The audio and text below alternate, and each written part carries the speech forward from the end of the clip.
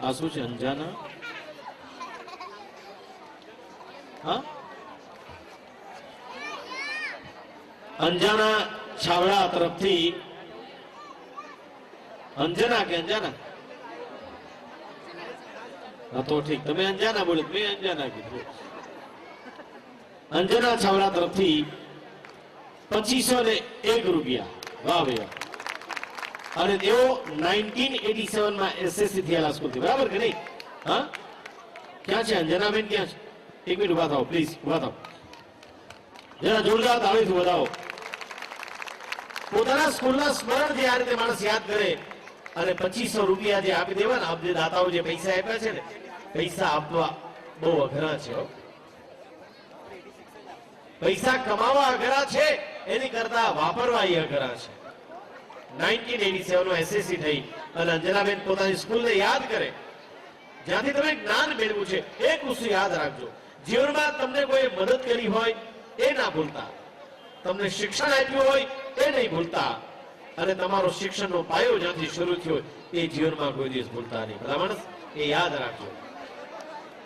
વર્ષો પછી અહીંયા તમે બધા મળ્યા, એનો આનંદ એક અનેરો, બરાબર ને? એક ચિઠ્ઠી આવી છે અમુભાઈ કે થોડા ગુજરાતી ગીતો તરફ લઈ જાઓ, બરાબર કે નહીં? હું જે કહું છું ને હંમેશા પૂછો, આ જે રજૂ કરું છું એ જોક નહીં, એ હકીકત છે. મુંબઈમાં રહેતા અમારા કાઠિયાવાડી બહેનો જે હિન્દી બોલે છે, સાંભળો તો ધનુર ઉપડ્યો, હિન્દીના છોટા કાઢ નાખે. આ તો તમે બધા આવા ગીતો સમજો છો, સારું બોલો છો. અંબુભાઈ, આ જોકની હકીકત છે, સાંભળીને મને યાદ કરજો. સવારે दूधवाળાથી શરૂઆત થાય. भैया तुम दूध बहुत मोटा लाता है और पानी नाखते मेरा भाईडा खिंचवाता है, ત્યારે કમ્પ્લેન કરે, ભૈયા કલ दूध फाटी गया. दूध वालो एवो ये जवाब आपे, बेनजी कल मिस्टेक से भैंस ने नींबू खा लिया था. आ तो वांधा नहीं हो. शाक लेवा जाए क्या हिंदी नहीं झपट बोले, शाक वाला ने कही, हम पैसा पूरे पूरा देता है मगर तुम हरखा जोखता नहीं है, मगर याद रखना ऊपर वाला बराबर भागता है. શાકભાજી રિક્ષામાં બેસે, રિક્ષામાંથી ઉતરે, એની હારે પછી માથા રિક્ષાવાળા હારે, એની સાથે આવું જ પાછું. રિક્ષાવાળાને કહે કિतना पैसा, बोलो कि 15 रुपया. रिक्शा के थोड़ा व्याजबी करो, तुमको पाछा खटाएगा. रिक्शा वालों के बहन जी ये तरकारी नहीं, इसमें जो मीटर होता है वो देना पड़ता है. પછી रिक्शा वालों के, जब ही हम तुम्हारा रिक्शा भाड़े मानता है तभी तुम बहुत गरीबड़ी ना होता है. पैसा लेती तो लूसी ना होता है.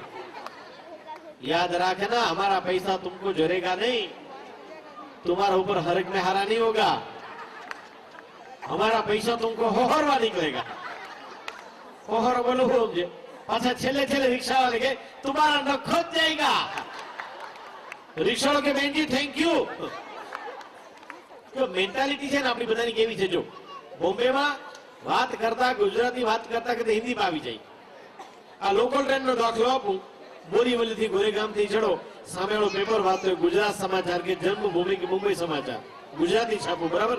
સામે બેઠેલો ગુજરાતી આવડો વાંચી લે, પછી ઓલો માગે आपने पढ़ लिया तो वचમાંથી એક પાના મેરો કો દો. તું ગુજરાતી, ઓલો ગુજરાતી, છાપું ગુજરાતી અને વચ્ચેથી હિન્દીનું બોર્ડું કાઢ્યું. આવું અમારી સાથે બનેલું. રાજકોટ બાજુ પ્રોગ્રામ જવા માટે નીકળ્યા અંબુભાઈ, બોરીવલીથી બેઠેલા, અમારી સીટ સામે કાકા બેઠા, ખૂબ વાતો કરી. મેં આવું ડાયરા જોયા, આમ કરું તેમ કરું, બધું કર્યું. આખો દી ગુજરાતીમાં માથાકૂટ કરી. રાતના 2 વાગે કાકો ઉભો થયો. ઓલો આપણો ઓશીકો રાખી ને હવા ભરીને, એ મારું ઓશીકો હલાવ્યું, ચાદર ખેંચી. મેં કીધું એ બાબા સુવા દો. હવે આખો દિવસ જે કાકાએ ગુજરાતીમાં વાત કરી, રાતના 2 વાગે હિન્દીમાં ચાલુ થયો. काको मैंने कहा हमारा हवा भरने का ओशिका है ना, उसका डीटिया नहीं मिलता है. मैं कीधु काका डीटिया રીંગણા માં દૂધિયા મોહાની, ઓશિકા ન હોય. પણ તમે બધા માણો છો, સમજો છો. ફરમાઈશ છે ગુજરાતી ગીતો થોડા, પણ એક વસ્તુનો આનંદ લઈ શકીએ કે આજની યુવાન પેઢી ઇંગ્લિશ મીડિયમનો જમાનો હોવા છતાં ગુજરાતી મીડિયમમાં ભણી અને ગુજરાતી ગીતો ગાવાનો જેને શોખ જાગ્યો હોય એવો આશાસ્પદ અવાજ રજૂઆત કરે છે પ્રિયંકા મરોલિયા. વાગે છે રે વાગે છે વન રાવણ મોરલી વાગે છે રે વાગે છે વન રાવણ મોરલી વાગે છે એના સુર ગગનમાં ગાજે છે વન રાવણ મોરલી વાગે છે એના સુર ગગનમાં ગાજે છે વન રાવણ મોરલી વાગે છે.